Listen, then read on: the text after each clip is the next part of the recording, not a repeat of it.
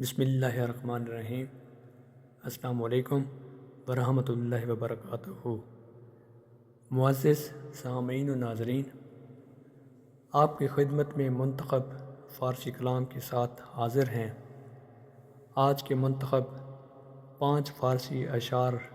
کی شرح کرنے کی جسارت کریں گے۔ ابتدائی 3 اشعار فارسی کے ممتاز شاعر صاحب تبریزی کے کلام سے منتخب کیے گئے ہیں۔ صاحب تبریزی فارسی کے وہ عظیم شاعر ہیں کہ جو 16ویں صدی عیسوی میں ایران کے شہر تبریز میں پیدا ہوئے۔ صاحب تبریزی کا اسلوب اور طرز تحریر بھی مولانا روم، شیخ سعدی اور حافظ شیرازی کی طرح دقیق اور پرپیچ ہے۔ شیخ سعدی رحمۃ اللہ علیہ کا جو طرز تحریر ہے وہ چنانچہ پھر بھی قدر سہل ہے، مگر حافظ شیرازی اور مولانا روم رحمۃ اللہ علیہ کے کلام میں چونکہ فلسفیانہ اثر نمایاں ہے، تو صاحب تبریزی گو کہ مولانا روم اور شیخ سعدی یا حافظ شیرازی کے دور کے بعد کے شاعر ہیں، مگر ان کے کلام کی جو معنویت ہے، جو کلام کی چاشنی ہے یا کلام کی فصاحت و بلاغت ہے، وہ ایسے ہی معلوم ہوتا ہے کہ گویا وہ مثنوی معنوی یا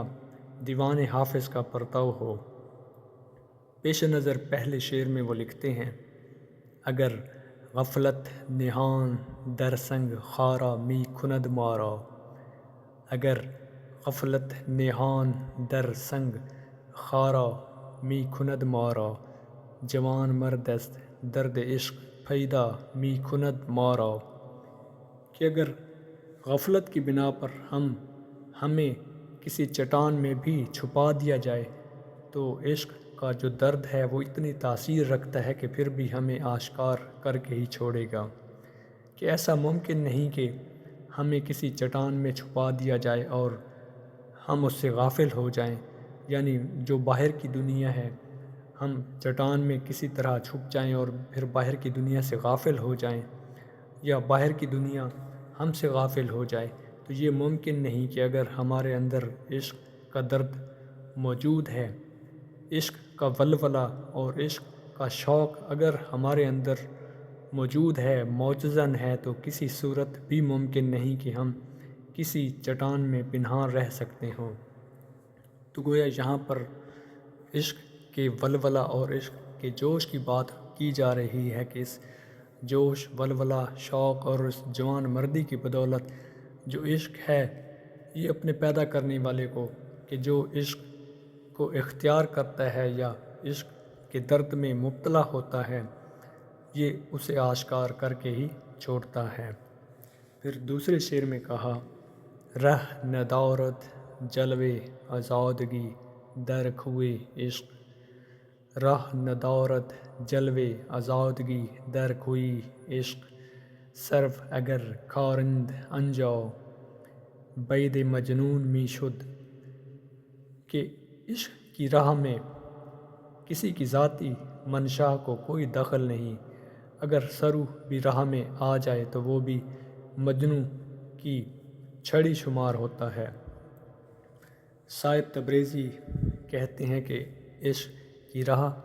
پر جو کوئی چلتا ہے، پھر اس راہ میں کسی کی ذاتی منشا، کسی کی ذاتی مرضی نہیں چل سکتی، کہ یہاں پر اپنی جو مرضی ہے، منشا ہے، اس کو چھوڑنا پڑتا ہے، ترک کرنا پڑتا ہے۔ اپنی ذاتی جو آرزو ہے، خواہش ہے، اس کی بنا پر عشق کی راہ کو اختیار نہیں کیا جا سکتا، کہ جب اس کی راہ پر چلتے ہیں تو پھر اپنی تمام تر جو خواہشات ہوتی ہیں ان کو قربان کرنا پڑتا ہے۔ کہ سرو یعنی جس طرح صاحب تبریزی دوسرے مصرے میں کہتے ہیں کہ سرو اگر کارند انجاؤ، کہ اگر سرو بھی اگر اس راہ میں آتا ہے تو اس کی بھی یہ حالت ہوتی ہے کہ وہ مجنوں کی چھڑی شمار ہوتا ہے۔ کہ سرو جو بلند قد و قامت کی بنا پر ایک اپنے اندر تنومندی کا منظر پیش کرتا ہے، اور اس کے بارے میں مشہور ہے کہ آندھی یا طوفان کے صورت میں یہ ٹوٹ تو جاتا ہے مگر اس میں جھکاؤ کی صورت پیدا نہیں ہو سکتی، مگر اس کے باوجود اگر عشق کی راہ میں یہ بھی آئے تو اس کی بھی یہ حالت ہوتی ہے کہ یہ بھی مجنوں کی چھڑی، مجنوں کا بیت اس سے بن جاتا ہے، تو یہاں پر اس کی بھی مرضی نہیں چل سکتی۔ پھر تیسرے شعر میں کہا، حرام است مستی برآن عندلیبی، حرام است مستی برآن عندلیبی، کہ خامشی شد در خزان از ترانے، کہ اس بلبل پر چہک کی نغمہ سرائی کی مستی حرام ہو جاتی ہے کہ جس پر جو افسردگی ہے وہ خزاں کے موسم میں طاری ہوئی ہو۔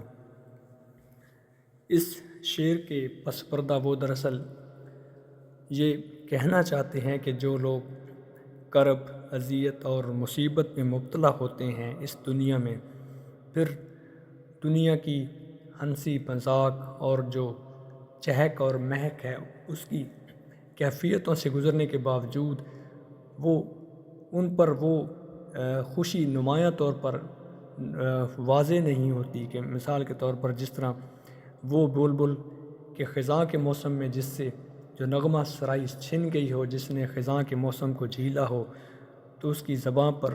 کس طرح وہ نغمہ دوبارہ آ سکتا ہے۔ اسی طرح جو لوگ جن کی زندگی میں کرب، اذیت اور مصائب، رنج و الم کا دورہ رہا ہو،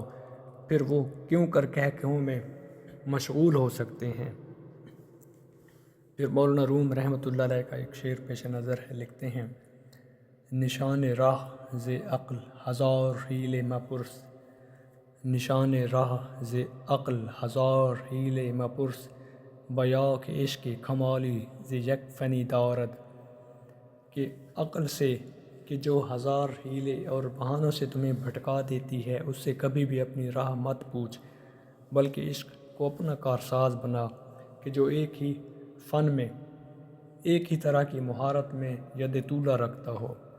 کہ عشق کی جو کیفیت ہے، عشق کو جب کارساز بناؤ گے تو یہ عقل کی طرح تمہیں ہزار حیلوں اور بہانوں میں مشغول یا مبتلا نہیں کرے گا، کہ عشق کے ہاں ایمان اور تیقن کی صورت ہوتی ہے، تو لہٰذا تم عشق کو اپنا کارساز بناؤ اور عقل کو کبھی بھی اپنا رہنما مت بناؤ۔ پھر علامہ اقبال رحمۃ اللہ علیہ بھی مولانا روم رحمۃ اللہ علیہ کسی شعر سے ملتا جلتا مفہوم اپنے شعر میں پیش کرتے ہیں، لکھتے ہیں، اگرچہ عقل فسون پیش لشکر انگیخت، اگرچہ عقل فسون پیش لشکر انگیخت، تو دل گرفت نباشی کہ عشق تنہا نیست، کہ اگرچہ جو عقل ہے اس کے کئی لشکر ہیں مگر پھر بھی تو دل گرفتہ مت ہو کہ عشق تنہا نہیں ہے۔ تو اقبال کے اس شعر میں بھی وہی مضمون موجود ہے کہ جس طرح مولانا روم رحمۃ اللہ علیہ فرماتے ہیں کہ جو تم عشق کو اختیار کرو اور عقل سے راستہ کبھی بھی مت پوچھو۔ اسی حوالے سے اقبال کہتے ہیں کہ عقل پر بھروسہ مت کرو، اس کے باوجود کہ اس کے کئی لشکر ہیں، جس طرح مولانا روم فرماتے ہیں کہ عقل کے ہزار حیلے اور بہانے ہیں، تو گویا یہاں پر اقبال ان حیلوں اور بہانوں کو لشکر سے تشبیہ دے رہے ہیں۔ پھر کہتے ہیں کہ تو دل گرفتہ مت ہو، پریشان مت ہو، اس کو دیکھتے ہوئے کہ عقل کے کئی لشکر ہیں مگر جو عشق ہے یہ تنہا ہی کافی ہے۔ تو جس طرح اقبال رحمۃ اللہ علیہ اپنے ایک مشہور شعر میں لکھتے ہیں، بے خطر کود پڑا آتش نمرود میں عشق، بے خطر کود پڑا آتش نمرود میں عشق، عقل ہے محو تماشائے لب بام ابھی۔ اس شعر میں تلمیح کی صورت علامہ اقبال رحمۃ اللہ علیہ اس مشہور واقعے کی طرف توجہ مبذول کرواتے ہیں کہ جس میں حضرت ابراہیم علیہ السلام کو آگ کے اس کنویں میں پھینک دیا گیا تھا، اور پھر آپ بجائے اس کے کہ کسی طرح بھی پس و پیش میں مبتلا ہوتے، آپ اللہ رب العزت کی ذات پر مکمل توکل اور بھروسہ کرتے ہوئے اس میں کود گئے تھے۔ تو اسی پیرائے میں کہتے ہیں کہ جب ان کا ایمان اور یقین اتنا مضبوط تھا تو اسی کی بدولت جو آگ تھی وہ گل و گلزار میں تبدیل ہو گئی۔ تو اس حوالے سے آپ نے کہا کہ بے خطر کود پڑا آتش نمرود میں عشق، کہ عشق ہی تھا جس کی بدولت آپ بغیر کسی خطرے میں مبتلا ہوئے، یا کہ بغیر کسی خطرے کو خاطر میں لائے یا سوچ و افکار میں مبتلا ہوئے بغیر آپ اس میں کود گئے۔ عقل ہے محو تماشا لب بام ابھی، کہ جو عقل ہے وہ دور کھڑی فکر انگیز تھی، فکر میں مبتلا تھی، مگر عشق دیکھیں کہ عشق کو یقین کی منزل حاصل تھی، اس لیے بغیر سوچے سمجھے، بغیر کسی پس و پیش میں مبتلا ہوئے وہ اس آگ میں کود پڑا۔ تو امید ہے کہ پیش کردہ ان اشعار